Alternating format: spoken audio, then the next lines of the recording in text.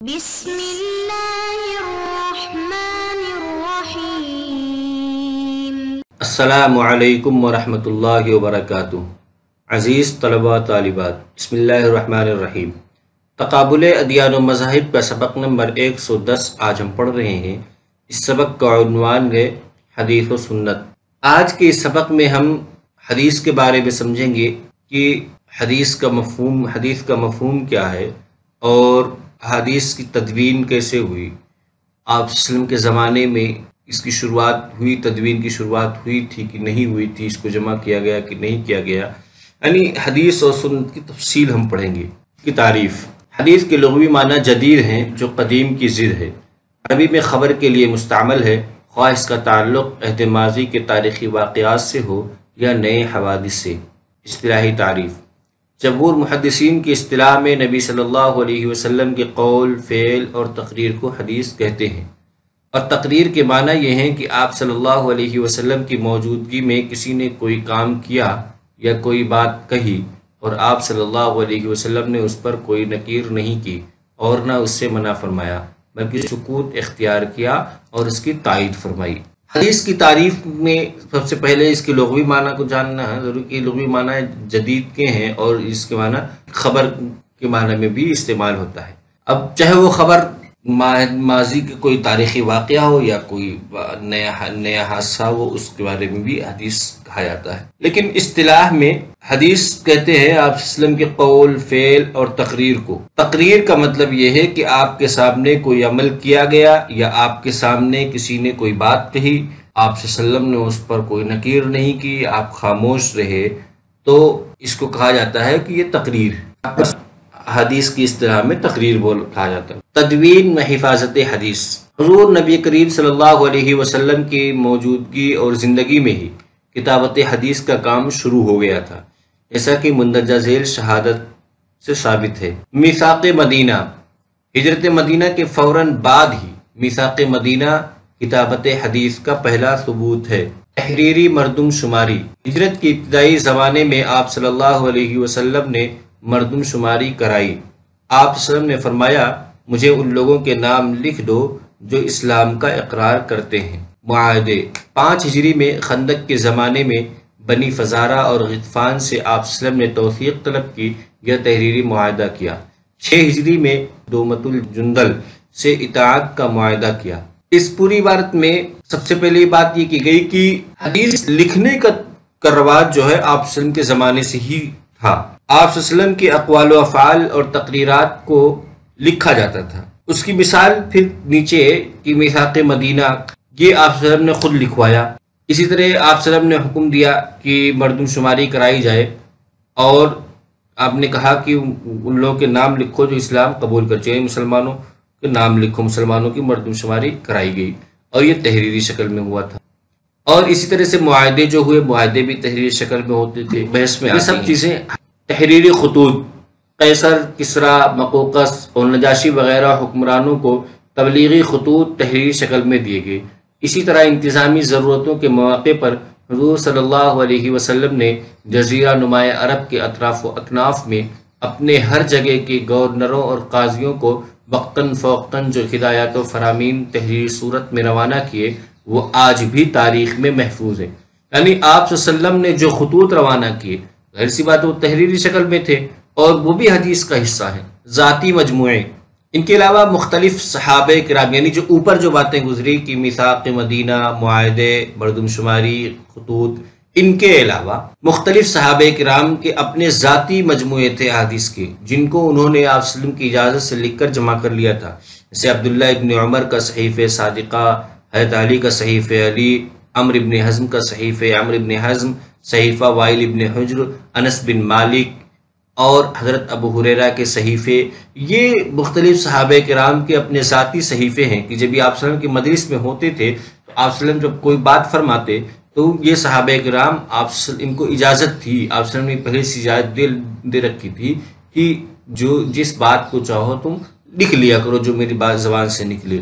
تو آپ کے ملفوظات کو، آپ کے اقوال کو، یا آپ کی کسی بھی فعل کو اور تقریر کو یہ صحابہ کرام اپنے ہاتھ سے لکھتے اور اس کا ایک مجموعہ تیار کر لیتے۔ تدوین کا ارتقاء: یعنی دور نبوی میں تدوین تو شروع ہو گئی تھی، لیکن اس کا ارتقاء حدیث کی کتابت، حفاظت اور جمع و تدوین کا آغاز حضور صلی اللہ علیہ وسلم کے زمانے سے ہی شروع ہو چکا تھا، اسے صحابہ کرام نے وسعت دی۔ پھر عہد تابعین میں حضرت عمر ابن عبدالعزیز نے اس کام کو باقاعدہ سرکاری سطح پر ابن شہاب زہری کی ذمہ داری میں شروع کیا۔ صحابہ کرام رضوان اللہ علیہم اجمعین، تابعین اور تبع تابعین کے محدثین کرام کی محنت اور کوششوں سے آج خدا کی کتاب کے بعد انسانی ذخیرے علم میں جو چیز سب سے زیادہ معتبر اور صحیح ترین شکل میں محفوظ ہے وہ حدیث نبوی صلی اللہ علیہ وسلم ہے۔ اس پوری عبارت میں سب سے پہلے یہ بتایا گیا کہ آپ وسلم کے دور میں اور صحابہ کرام کے دور میں اگرچہ حدیث کی کتابت، حفاظت اور جمع و تدوین کا کام ہوا تھا، لیکن یہ انفرادی طور پہ ہوا تھا، باقاعدہ سرکاری سطح پہ ایسا نہیں ہوا تھا کہ آپ وسلم کے تمام اقوال و افعال کو جمع کرنے کا عمل کیا جائے۔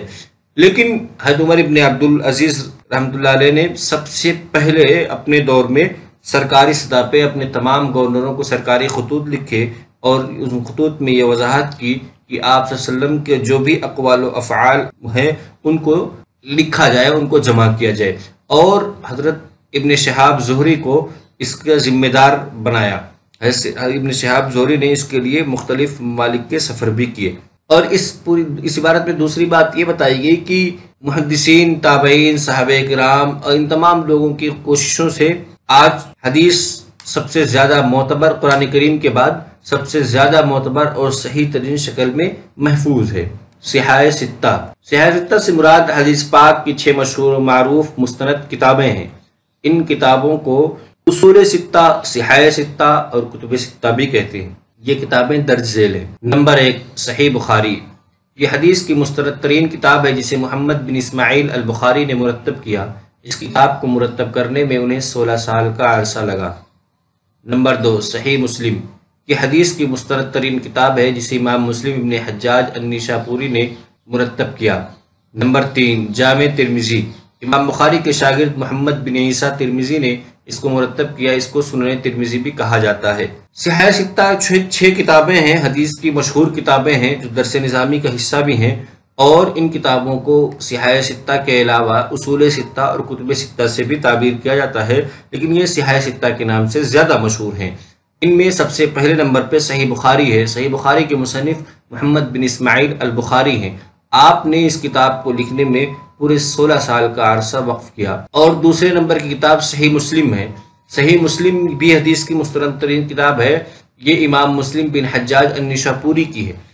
یہ 2 کتابیں صحیحین کہلاتی ہیں اور ان کی روایات کو متفق علیہ روایت کہا جاتا ہے۔ امام بخاری اور مسلم کی روایت کو متفق علیہ روایت کہا جاتا ہے۔ پھر اس کے بعد سنن کا درجہ شروع ہوتا ہے۔ جامع ترمذی، جامع، اور اس کے مصنف یا مرتب محمد بن عیسیٰ ترمذی ہیں۔ اس کو سنن ترمذی اور جامع ترمذی دونوں ناموں سے پکارا جاتا ہے۔ نمبر 4، سنن ابی داؤد۔ اس کتاب کے مرتب ابو داؤد سلیمان ابن الاشعث ہیں۔ نمبر 5، سنن نسائی۔ حدیث کی اس مشہور کتاب کے مرتب احمد بن شعیب النسائی ہیں۔ نمبر 6، سنن ابن ماجہ۔ صحاح ستہ کی اس آخری کتاب کو محمد ابن یزید ابن ماجہ نے مرتب کیا۔ یہ 6 کتابیں ہیں، بخاری، مسلم، ترمذی، ابو داؤد، نسائی، ابن ماجہ، جن میں سے 2 تو صحیحین ہیں، بخاری مسلم، اور بقیہ 4 جو ہے وہ سنن ہیں۔ ان کے علاوہ امام مالک کی جو موطا ہے، بعض محققین اس کو صحاح ستہ میں شامل کرتے ہیں ابن ماجہ کی جگہ پہ، یعنی جو ابن ماجہ کو صحاح ستہ پہ نہیں مانتے وہ اس کی جگہ پہ موطا امام مالک کو رکھتے ہیں، لیکن مشہور قول یہ کہ ابن ماجہ صحاح ستہ کا حصہ ہے۔ جمہور مصدر دوم حدیث و سنت۔ قرآن کے بعد حدیث و سنت اسلامی شریعت کا دوسرا ماخذ ہے، اور قرآن کے بعد اس کا درجہ آتا ہے، کیونکہ سنت اپنی اصل کی حیثیت سے قرآن کے اجمال کی تفصیل اور اس کے اشکال کی توضیح ہے۔ قرآن مجید سے مرتبے میں مؤخر ہونے کے باوجود حدیث مبارکہ ایک جہت سے بجائے ایک مستقل مصدر قانون ہے، کیونکہ سنت میں ایسے احکام بھی وارد ہوئے ہیں جن پر قرآن خاموش ہے، مگر اس لحاظ سے مستقل قانون سازی کا منبع ہونے کے باوجود سنت قرآن کے تابع ٹھہرتی، کیونکہ وہ قرآن کا بیان و تفسیر ہونے کے علاوہ قرآن کے مبادی اور اس کے قواعد عامہ سے متجاوز نہیں ہوتی۔ مصدر دوم کا مطلب یہ ہے کہ اسلامی شریعت میں کا پہلا مصدر پہلا ماخذ تو قرآن کریم ہے اور دوسرا ماخذ حدیث و سنت ہے، لیکن یہ سنت بھی قرآن کریم کے تابع ہی ٹھہرتی ہے، کیونکہ قرآن ہی اصل ہے، حدیث و سنت تو اس کے تابع ہے، اس قرآن کریم کے متعین کردہ قواعد عامہ سے متجاوز نہیں ہے، یہ قرآن کریم کے بیان و تفسیر ہے، اس کے اجمال کے تفصیل اور اس کے اشکال کی توضیح کرتی ہے۔